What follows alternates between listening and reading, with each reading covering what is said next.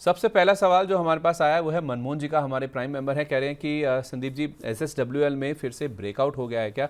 एक बार देखिए वरुण जी, एसएसडब्ल्यूएल पहले भी हमने बातचीत करी थी, कह रहे हैं कि दोबारा ब्रेकआउट जैसी स्थिति बन रही है क्या? जी बिल्कुल, यहाँ पर दर्शक जो हमारे काफ़ी अच्छे ऑब्जर्वेशन है उनकी, और जो ब्रेकआउट है करीबन 3 साल के बाद का एक ब्रेकआउट है। करीबन 297 290 का एक जोन था, वहाँ पर एक हाई बने थे नवंबर 23 में, और यहाँ पर 3 साल के बाद, यहाँ पर ऑलमोस्ट 2.5 साल के बाद यहाँ पर ब्रेकआउट हो रहा है। बिल्कुल यहाँ पर काफ़ी अच्छे चार्ट्स है, और जब हमने बात की थी करीबन 265 के जोन में, वहाँ पर भी रिस्क टू रिवॉर्ड काफ़ी बढ़िया था। करीबन 235 का स्टॉप लॉस मेंटेन करना था। यहाँ पर स्टॉक अभी भी काफ़ी क्षमता रखता है, थोड़ा सा स्ट्रेच हो चुका है। अगर नई खरीदारी करनी है, थोड़ा सा वेट एंड वॉच करें। अगर यहाँ पर ब्रेकआउट सस्टेन होता है तो करीबन 325 तक के भी टारगेट यहाँ पर बन सकते हैं। तो आपका एक जो ट्रेलिंग एसएल है करीबन 280 का एक मेंटेन करिए, और यहाँ पर स्टॉक में बने रह सकते हैं। ठीक है, ओके, स्टॉप लॉस लगा के आप स्टॉक में बने रह सकते हैं। हेतल पटेल जी इस बीच हमारे साथ इकोनॉमी वाला प्लान लेकर हमारे साथ नए मेंबर के रूप में जुड़ी। हेतल जी, आपका बहुत बहुत स्वागत है मनी 9 की प्राइम मेंबरशिप में।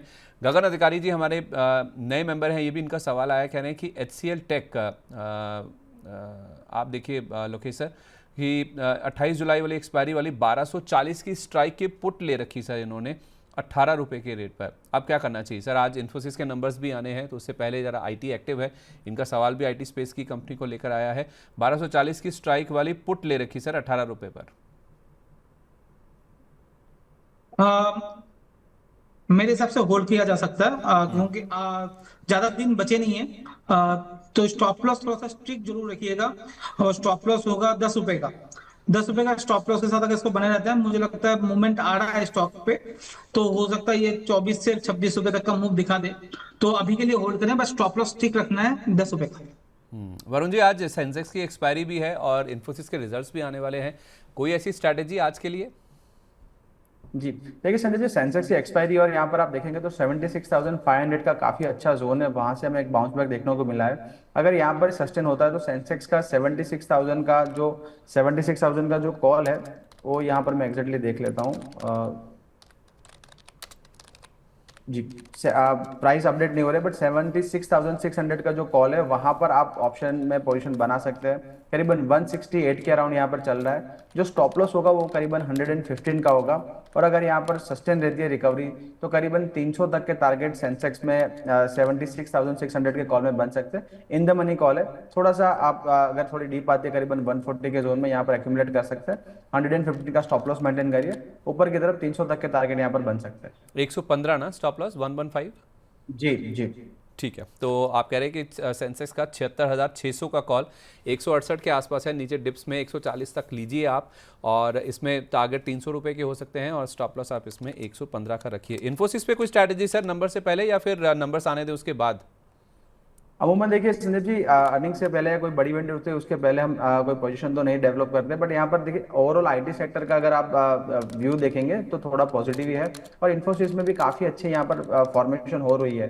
करीबन 1030 1020 के अराउंड यहाँ पर सपोर्ट ले रहा है। ऊपर की तरफ 1080 1100 का एक जो एक रेजिस्टेंस जोन है, एक अच्छे जोन से एक रिकवरी तो आ चुकी है। बट वैसे जो आईटी कंपनीज ने अर्निंग्स दी है उस हिसाब से अगर उसी तर्ज पे यहाँ पर अर्निंग्स आती है तो यहाँ पर करीबन 5 to 6% यानी 1140 1150 तक के टारगेट बन सकते हैं। बट एक बार वेट एंड वॉच करेंगे कैसे अर्निंग्स आते हैं, उसके बाद यहाँ पर डिसीजन लेंगे।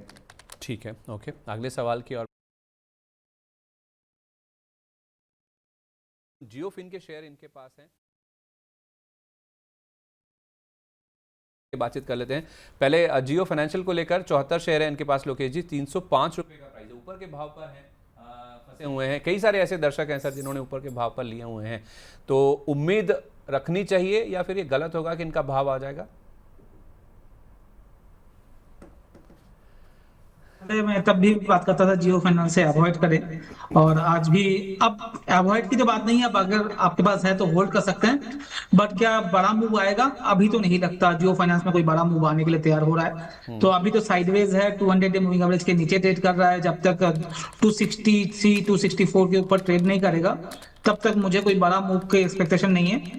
तो अगर आप उसको होल्ड करना चाहें क्योंकि लॉस हो रहा है, आपको चेंज लॉस बुक नहीं करना, तो होल्ड कर सकते हैं, क्योंकि डाउनसाइड रिस्क प्रोटेक्टेड है। ज्यादा नीचे जाना नहीं चाहिए मेरे हिसाब से। 220 215 एक अच्छा सपोर्ट जोन है इसके लिए।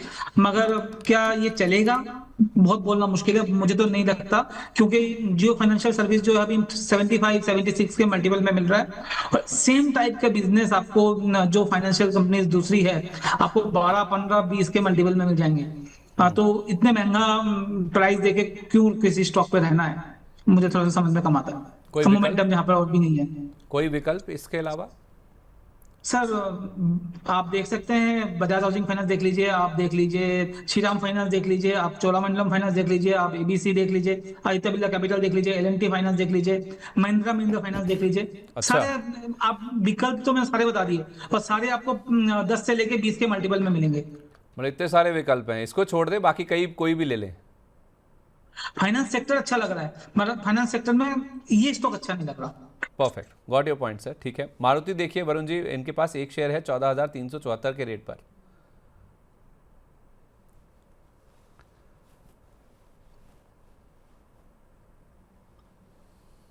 वरुण जी आपकी आवाज़ नहीं आ रही, आई थिंक आप म्यूट हैं, एक बार ज़रा दोबारा कनेक्ट कीजिए।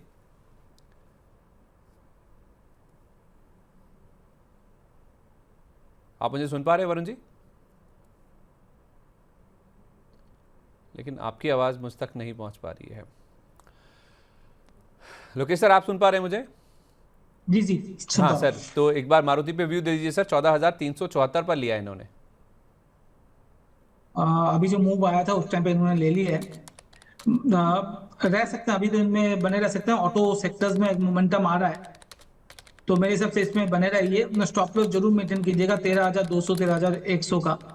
Kindly follow the stop loss, ये बहुत इंपॉर्टेंट है।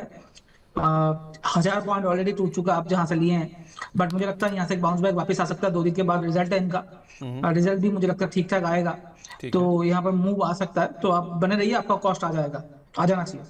ठीक है। इनके पास सर नज़ारा टेक हैं, 33 शेयर हैं 310 रुपये के रेट पर।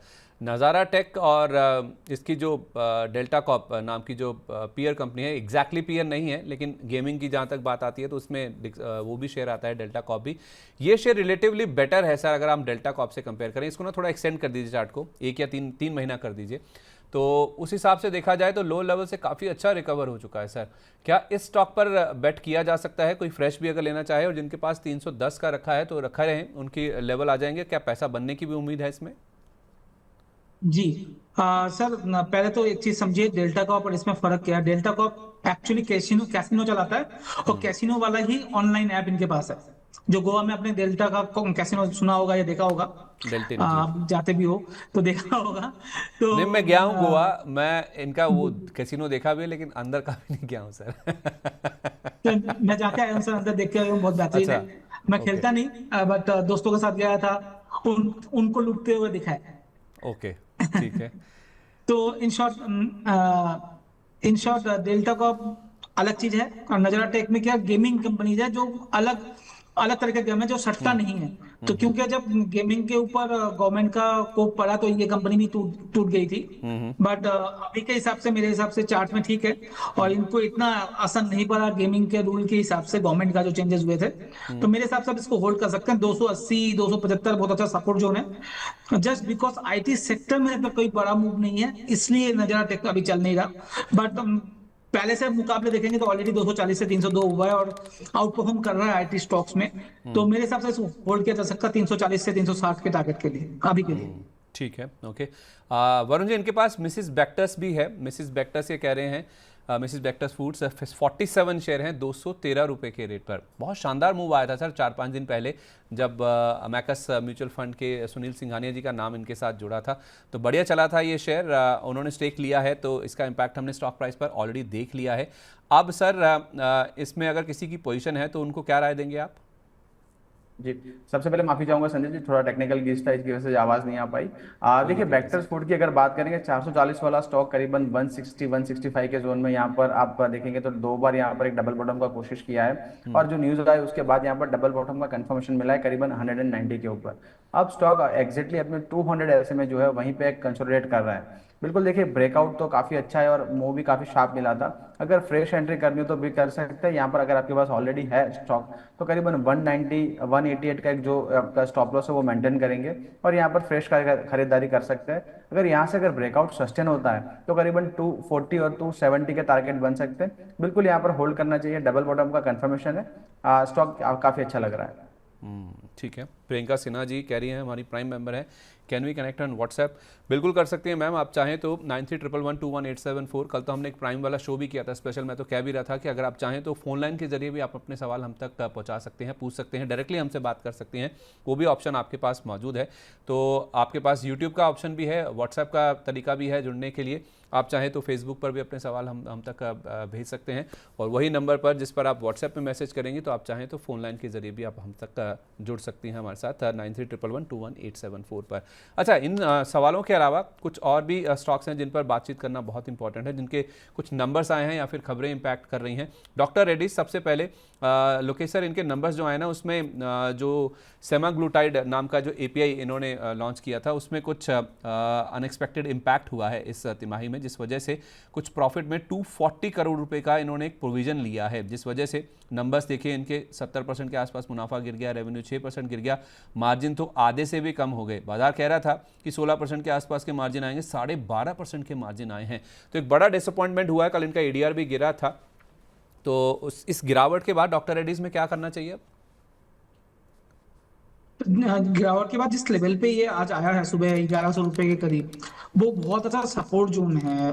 कंपनी बहुत अच्छी है। सेमाग्लूटाइड जो है हम जैसे लोगों के लिए ज्यादा ठीक ठाक काम करता है, क्योंकि मोटापा कम करने में हेल्प करता है ये कंपनी, ये दवाई। उसमें कुछ दिक्कत थोड़ी सी है, बट मुझे लगता है आने वाले क्वार्टर में वो ठीक हो जाएगा। मेरे हिसाब से ये स्टॉक पे अगर किसी के पास है तो आज का जो लो है वो बहुत इंपॉर्टेंट सपोर्ट जोन है, तो उसमें स्टॉप लॉस लगा लें, उसके 2-5 रुपए नीचे स्टॉप लॉस लगा लें आज के लो का। अगर वो टूटता है तो निकल जाइएगा किसी के पास है तो, अदरवाइज इसको होल्ड कर सकते हैं। वापिस ये स्टॉक जो है 1240 से 1280 तक आ सकता है। नई एंट्री करनी चाहिए क्या? नई एंट्री भी नहीं करनी चाहिए, क्योंकि 200 डे मूविंग एवरेज के नीचे ट्रेड कर रहा है। मैं अपने रूल के हिसाब से बात कर रहा हूँ, जो 200 डे के नीचे हम कोई चीज बाई नहीं करते या बोलते नहीं है। ठीक है, मतलब 1100 का अहम सपोर्ट है, वही स्टॉप लॉस का लेवल होगा, है सर? 1100 का लेवल इंपॉर्टेंट है,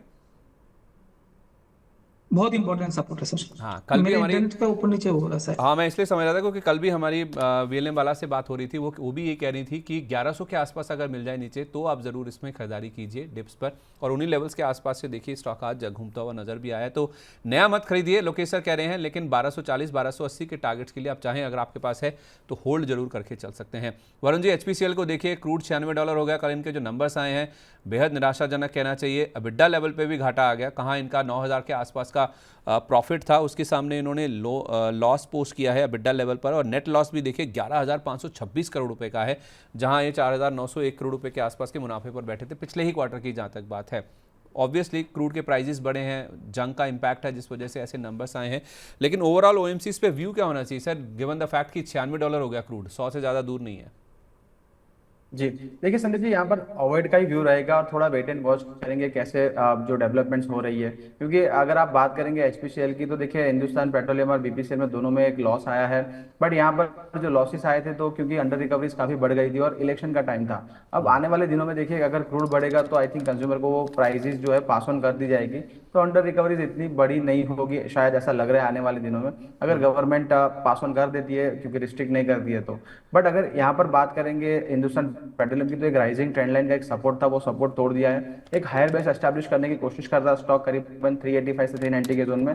अगर आज 385 के नीचे क्लोजिंग देता है तो यहाँ पर एक ब्रेकडाउन रहेगा, और जो नीचे के टारगेट है करीबन 360-65 के बन सकते हैं। ऊपर की तरफ जब तक स्टॉक 410 के ऊपर 415 का जो जोन है वो निकाल नहीं देता, तब तक यहाँ पर एक रेजिस्टेंस बना रहेगा। तो एक मिडल एक रेंज में कारोबार कर रहा है। अगर 360 के नीचे जो lower end of the range है वहां पर अगर आपको स्टॉक मिलता है तो यहाँ पर बिल्कुल एक रिस्क टू रिवॉर्ड काफी अच्छा है। और अगर फिर से क्रूड में कोई गिरावट आती है तो यहाँ से स्टॉक में बाउंस बैक करने की काफी यहाँ पर क्षमता रहेगी। ओवरऑल अवॉइड का व्यू रहेगा, बट अगर एग्जैक्ट सपोर्ट के पास आपको मिल रहा है तो यहाँ पर आप ऐड कर सकते हैं, या फिर कोई ब्रेकआउट आता है 410 415 के ऊपर तब आप एंट्री कर सकते हैं। 365 की सपोर्ट के आसपास खरीदे या फिर 410 का ब्रेकआउट होने दे तो इसमें खरीदारी करें।